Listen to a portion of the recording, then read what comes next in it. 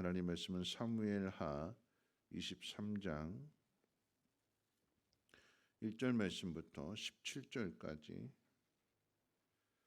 한 절씩 교독으로 읽겠습니다. 사무엘하 23장 1절로 17절 말씀까지 한 절씩 교독으로 읽겠습니다. 사무엘하 23장 1절로 17절입니다.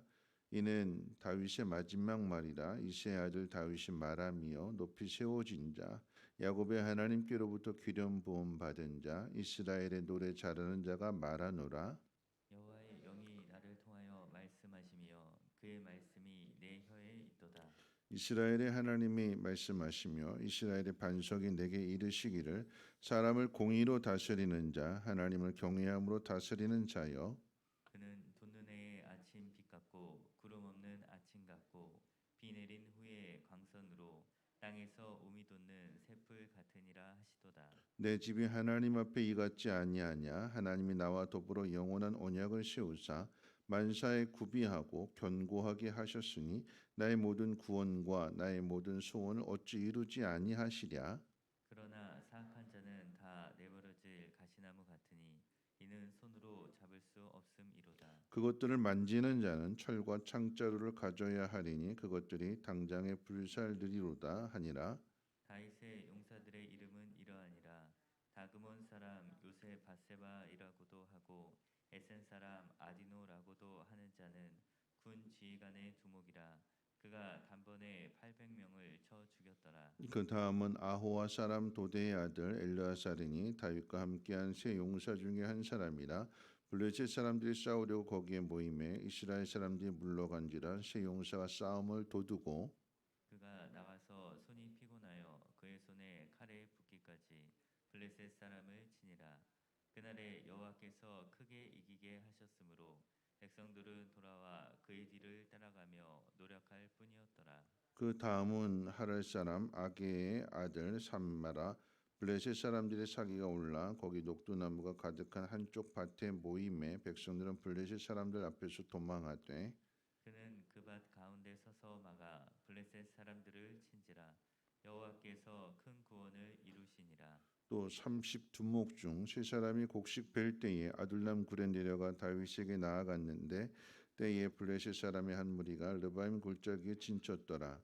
그때 다윗은 산성에 있고 그때 블레셋 사람의 요새는 베들레헴에 있는지라. 다윗이 소원하여 이르되 베들레헴 성문 곁 우물물을 누가 내게 마시게 할까 하매 세 용사가 블레셋 사람의 진영을 돌파하고 지나가서 베들레헴 성문 곁 우물물을 길어 가지고 다윗에게로 왔으나 다윗이 마시기를 기뻐하지 아니하고 그 물을 여호와께 부어드리며 이르되 여호와여 내가 나를 위하여 결단코 이런 일을 하지 아니하리이다. 이는 목숨을 걸고 갔던 사람들의 피가 아니니까 하고 마시기를 즐겨하지 아니하니라. 세 용사가 이런 일을 행하였더라. 아멘. 오늘 읽은 이 사무엘하 23장의 말씀은 1절부터 7절까지는 이제 다윗이 한 마지막 말이 기록되어져 있고요. 그다음에 이제 8절부터 이제 마지막까지는 다윗의 용사들에 대한 기록이 되어져 있습니다. 오늘 이제 특별히 17절까지 읽었는데, 그러니까 오늘은 1절부터 7절까지의 내용, 다윗이 남긴 마지막 말에 대해서 살펴보고 내일은 다윗의 용사들을 전체적으로 한번 생각해 보려고 합니다. 오늘 이제 1절부터 7절까지의 내용을 한번 생각해 본다면 우리는 우리의 일생을 마치는 날 무슨 말을 할 수 있을까요? 하나님께서 주신 육체를 또 하나님께서 주신 시간과 물질을 잘 사용했습니다. 이 모든 것이 하나님의 은혜요. 하나님 앞에 감사합니다라고 하는 그런 고백을 할 수 있을까요? 오늘 읽은 1절 말씀 가운데 보면 이렇게 다윗이 이야기합니다. 이는 다윗의 마지막 말이라. 높이 세워진 자, 야곱의 하나님께로부터 기름 부음을 받은 자, 이스라엘의 노래 잘하는 자가 말하노라. 그러니까 다윗은 자신이 이룬 업적에 대해서 말하지 않습니다. 예를 들면 골리앗을 죽인 일, 왕이 되어서 나라를 잘 다스리며 백성을 보호한 일, 주변 민족을 정복하고 영토를 확장한 일 등 이런 일들을 이야기하지 않고 대신 다윗은 하나님께서 다윗에게 주신 것을 말합니다. 하나님께서 가난한 목동을 높여주셨다. 사울을 대신할 왕으로 택하시고 기름 부어주셨다. 나는 그저 단지 노래를 잘하는 사람일 뿐이다. 이 모든 것은 하나님께서 이루어 주신 일이기에 다윗은 그저 그런 하나님에 대해서 찬양하는 것 외에는 자랑할 것이 없다는 마음입니다. 다윗이 세운 성, 또 다윗이 준비하고 솔로몬이 건축한 성전, 성도 무너지고 성전도 훗날 무너지죠. 다윗이 확장한 그 영토와 나라는 후대에 가서 바벨론에 빼앗기지만 다윗이 남긴 노래는 그리고 그 기도는 영원히 남아 있습니다. 여러분, 우리는 우리 자녀들에게 무엇을 남겨야 할지를 한번 생각해 봐야 되는 거예요. 다윗이 남겼던 성전, 나라 훗날 다 빼앗기지만 그런데 그가 남긴 믿음, 그가 남긴 찬양, 그가 남긴 기도는 남아 있어서 하나님은 그 기도의 열매를 통하여서 이스라엘을 보호하시고 약속하신 그 영원한 나라를 하나님께서 이루어 주시잖아요. 그런데 성경은 다윗이 선택한 길로는 다윗이 이런 자리까지 올 수 없었음을 계속해서 이야기해 주고 있습니다. 다윗의 모습을 보면 하나님을, 다윗도 사람이기 때문에 그 믿음이 항상 강하고 담대하고 그런 것이 아니라 다윗도 낙심하고 또 잘못된 선택을 하기도 하잖아요. 하나님 믿지 못하고 블레셋으로 망명한 다윗을 하나님께서 보호해 주시지 않았다면 오늘의 다윗은 없는 거죠. 우리아를 죽인 다윗을 하나님께서 용서해 주시지 않았다면 피를 흘렸기 때문에 그 피를 다윗에게 찾으셔서 다윗의 생명을 거두어 가셨다면 오늘의 다윗은 없는 거죠. 압살롬의 반역으로 왕의 자리에서 도망갔을 때 하나님께서 회복시켜 주시지 않았다면 역시 오늘의 다윗은 없습니다. 다윗은 자신에게 주신 그 모든 상황들 속에서 때론 실수도 하고 실패도 하고 잘못 선택을 하지만 그럼에도 불구하고 빨리 깨닫게 되고 그 속에서 하나님 원하시는 뜻이 무엇인가를 찾아서 하나님 원하시는 뜻을 이루어 갑니다. 그런 의미에서 본다면 다윗의 실수와 실패와 탄식과 아픔과 슬픔과 괴로움, 기쁨, 그 모든 상황이 다윗에게 있어서는 찬양의 재료가 되고 믿음의 방편이 됩니다. 다윗이 모든 상황에서 하나님을 찬양한다라고 하는 것은 그 상황 속에서도 하나님을 찾고 하나님을 바라보며 하나님의 뜻을 따른다라고 하는 의미입니다. 비록 내가 원하는 상황은 아닐지라도 그럼에도 불구하고 여전히 하나님께 소망을 둡니다. 하나님 앞에 소망을 둔다라고 하는 그 삶의 모습은 감사와 찬양이죠. 지금의 상황이 절망스러울지라도 도대체 이 고통과 고난이 언제쯤 끝날까 앞이 보이지 않는 상황 속에서도 낙심하고 절망하고 주저앉아 있는 것이 아니라 하나님 앞에 소망을 둔 사람은 그 상황 속에서 비록 탄식으로 기도가 시작이 되었지만 소망을 둔 사람의 그 마지막 기도의 내용은 감사와 찬양이잖아요. 하나님께서 나를 건져 주실 줄 믿습니다. 할렐루야 하면서 그의 기도를 끝맺는 것을 우리가 시편을 통해서 확인할 수 있습니다. 그런 삶을 살았기 때문에 다윗은 하나님으로부터 인정을 받게 되는데 오늘 3절 말씀 가운데 보면 공의로 다스리는 자, 하나님을 경외하는 자로 평가를 받습니다. 하나님을 경외했다. 하나님을 두려워하는 마음 속에서 늘 사랑했다. 여러분, 우리가 이 땅을 떠나게 될 때 우리 사랑하는 자녀들에게 남겨줄 부모로서의 그 모습은 어떤 모습일까요? 우린 자녀들에게 어떤 평가를 받아야 될까요? 물론 우리 엄마 아빠는 나를 사랑했다. 엄마 아빠 돌아가신 후에도 엄마 아빠를 생각할 때마다 엄마 아빠가 나 참 사랑했다. 그것으로만 끝나는 것이 아니라 그건 당연한 거죠. 부모가 자식을 사랑하는 건 당연한 것입니다. 그런데 우리 자녀들에게 남겨줘야 될 것은 무엇이냐면 우리 엄마 아빠는 참 믿음이 좋았다. 하나님을 경외했다. 이런 상황 속에서 우리 엄마 아빠는 하나님 앞에 이렇게 했다. 하나님에 대한 그리고 하나님 앞에서의 그 모습을 사랑하는 자녀들에게 남겨주게 될 때에 그 모습을 자녀들이 보았기 때문에 그 길을 걸어가는 거 아니겠습니까?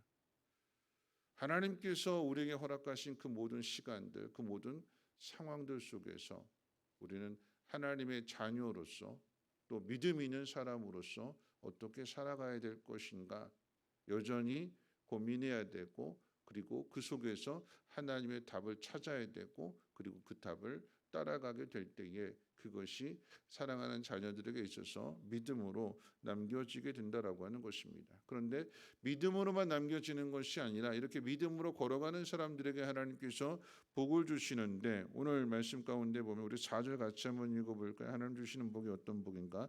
4절 같이 한번 읽겠습니다. 시작. 그는 돋는 해 아침빛 같고 비 내린 후에 광선으로 땅에서 우미 돋는 새풀 같으니라.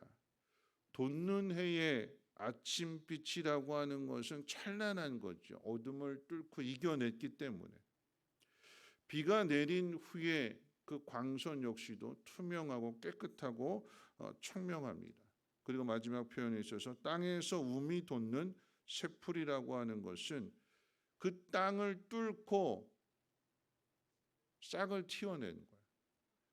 땅 속에 잠겨져 있었는데 보이지 않았는데 그 딱딱한 그 단단한 땅을 뚫어내고 그리고 나서 어떻게 해요? 싹을 틔워내고 자라서 열매도 맺게 되는 이기는 거죠. 믿음의 결과는 하나님께서 우리에게 승리를 주신다라고 하는 것입니다. 그런데 그 승리는 우리 힘으로 만들어내는 것이 아니라 하나님이 비를 주시지 않는다면 그 땅이 어떻게 연해질 수 있겠습니까? 하나님 비를 주셔서 그 단단한 땅이 연해지게 되는 것이고 그러므로 인해서 싹이 올라올 수 있도록 하나님께서 길을 만들어 주시는 거예요. 하나님 인도하시고 하나님이 복 주시는 것입니다. 5절 말씀 우리 같이 한번 읽어볼까요? 5절 말씀입니다. 시작. 내 집이 하나님 앞에 이같지 아니하냐? 하나님이 나와 더불어 영원한 언약을 세우사 만사에 구비하고 견고하게 하셨으니 나의 모든 구원과 나의 모든 소원을 어찌 이루지 아니하시랴. 하나님 앞에 소망을 둔 사람 절망하지 않고 그래도 길이 있다. 하나님 나를 건져주신다. 나를 도와주신다. 그 믿음 가지고 걸어가는 사람에게 하나님께서 예비한 오늘 표현 가운데 보면 만사에 구비하고 견고하게 하신다고 하셨어요. 길이 없는 것 같은데 하나님께서 길을 만들어 주시잖아요. 답이 없는 것 같은데 이 도저히 쓴 물이다. 마실 수 없다. 낙심하고 어떤 사람들은 원망하고 불평하지만 그런데 모세는 하나님 앞에 기도하게 될 때에 바로 옆에 답이 있잖아요. 하나님께서 어려움을 만나게 하지만 그 어려움 속에서 우리의 믿음을 하나님께서 시험해 보시는 거예요. 낙심하고 절망하는가? 아니면 하나님 앞에 소망을 두고 하나님 앞에 기도하는가? 모세가 기도할 때에 하나님은 답을 가르쳐 주심으로 인하여서 하나님은 다 준비하고 계셨구나. 이게 끝이 아니라 여기에 새로운 길을 만들어 주시는구나.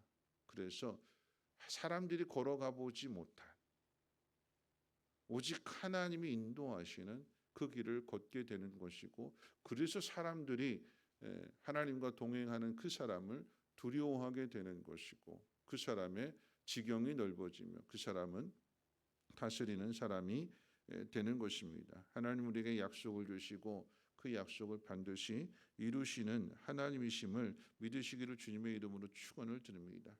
그래서 다윗이 고백하는 거잖아요. 여호와는 나의 목자시니 내게 부족함이 없으리로다.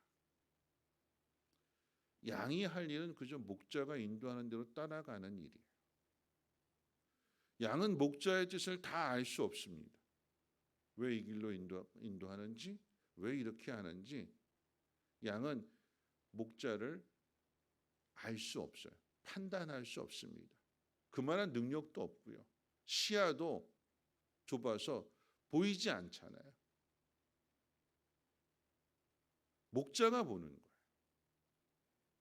목자가 앞서가는 것입니다. 그러면 양은 그 뒤를 따라가는 거예요. 그게 양이 할 일입니다. 그랬더니 어떻게 해요? 부족함이 없더라.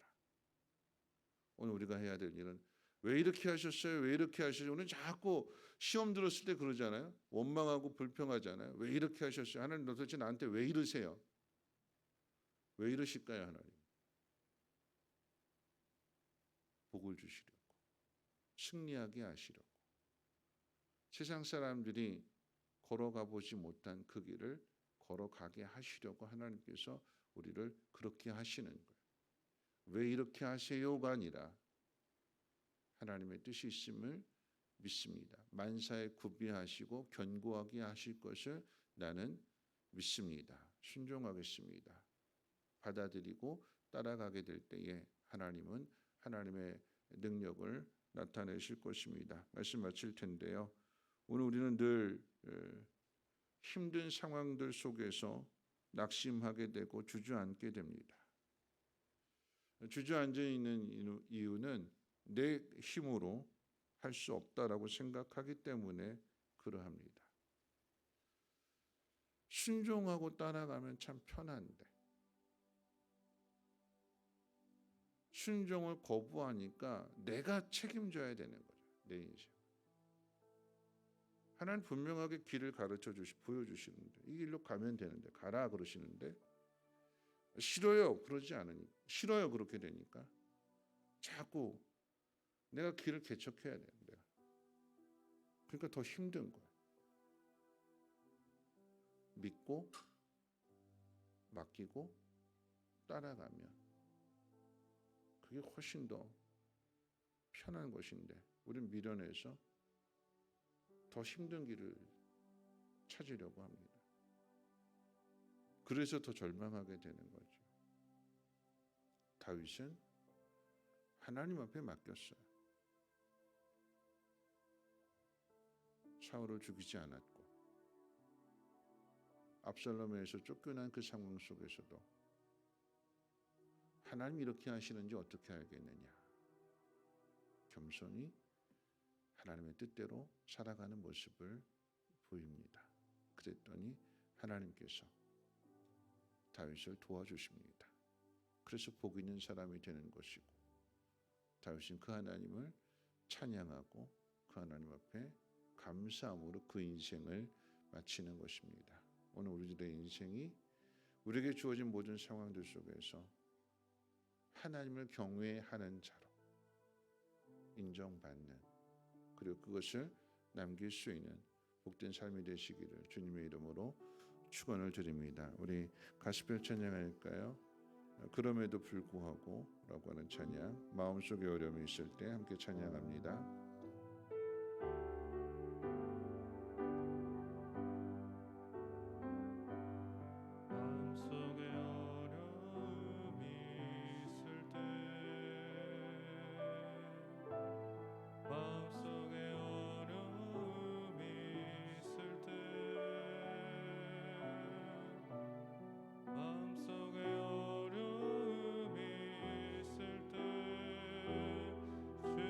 주님 내게 먼저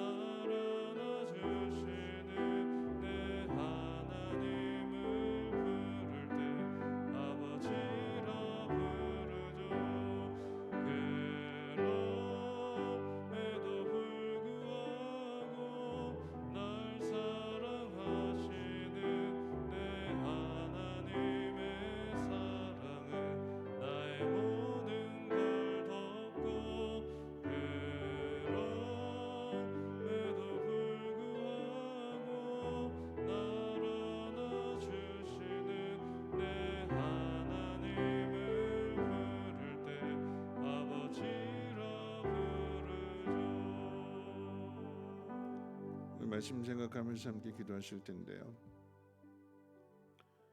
우리는 다 연약하고 자기 중심적이어서 늘 내 생각이 먼저 앞서게 되고 내가 먼저 앞서게 되는 거죠. 그래서 잘못된 선택을 할 수 있습니다. 하나님은 우리의 잘못된 선택에도 불구하고 우리를 버려두시는 것이 아니라 아버지이시기에 우리를 건져주시고 도와주시고 다시금 바른 길을 걸어가게 하십니다. 수많은 실패와 실수 속에서 교훈을 얻게 되는 거죠. 그러면서 그 교훈이 결국은 지혜가 되는 것입니다. 다시는 실수하지 않는, 실패하지 않는, 그게 믿음의 모습이고요. 하나님, 우리가 믿음 있는 사람이 되기를 원하십니다. 어떤 상황 속에서도 실망하지 않고 하나님 앞에 소망을 두고 하나님만을 경외할 수 있는, 목자가 인도하는 그 길에 대하여 양으로서 따라가고 순종하는 그런 믿음이 되기를 원하십니다. 그 길이 가장 편한 길이고 그 길이 쉬운 길입니다. 하나님, 내 인생을 하나님 인도해 주시고 하나님 믿고 따라가는 그 길 가운데 승리하게 하시고 그 길 속에 준비하시고 견고하게 하시는 하나님의 그 사랑을, 그 능력을 깨달아 알게 해달라고 함께 통성으로 하나님 앞에 기도합니다. 거룩하신 하나님 감사합니다. 하나님 말씀을